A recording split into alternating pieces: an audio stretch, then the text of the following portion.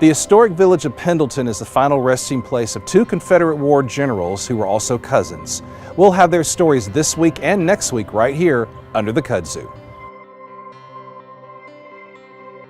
Pendleton was established in 1790 as the seat of Pendleton County, a precursor to Anderson and Pickens counties.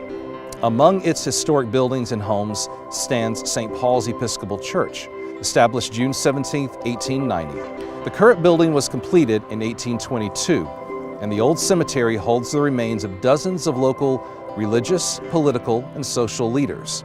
Among those buried are two Civil War generals, brothers-in-law Barnard Elliott Bee and Clement Hoffman Stevens. Bee, a native of Charleston, was born February 8, 1824, into a prominent family.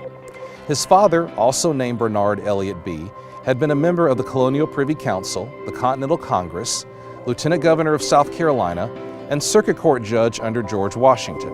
In 1833, the Bee family moved to Pendleton, where the young Bee attended the Pendleton Academy, an early military school in the upstate. It was here that Bee learned to love the military. A decade later, he entered West Point, graduating in 1845. He was assigned to the 3rd U.S. Infantry. He fought in the Mexican-American War and was wounded at the Battle of Cerro Gordo in April 1847. At the capture of Mexico City the following September, Bee and his men were saved by the arrival of a young cavalry officer named Thomas Jackson. Bee's bravery in Mexico did not go unrecognized. In 1854, South Carolina presented him with a Sword of Honor for his patriotic and meritorious conduct during the Mexican War. Bee was also a poet. In 1856, while an infantry captain, he penned a poem which starts, "Our army is a motley crew, in dress and armor duties too, and each and all I love to see, but most I love the infantry." A copy of this poem survived and is in the University of Texas at Arlington Special Collections. After the war, Bee remained in the Army. By the start of the Civil War, he was the commander of Fort Laramie, Wyoming. Bee resigned his commission and returned to Charleston, where he was elected Lieutenant Colonel of the 1st South Carolina Regulars. On July 17, 1861, Bee was appointed Brigadier General of a brigade that had mobilized at Manassas, Junction, Virginia. He fought in the Battle of First Manassas under the command of Brigadier General Joseph E. Johnston. Bee commanded one of 4 Confederate brigades. Another was commanded by Thomas Jackson.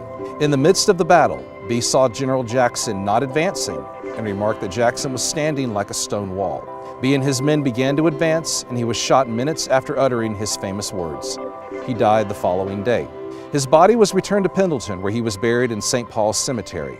On October 22, 2013, General Barnard Elliott Bee was added to the Anderson County Hall of Fame. In the decades after the war, many people debated what Bee meant by his description of Jackson as a stone wall.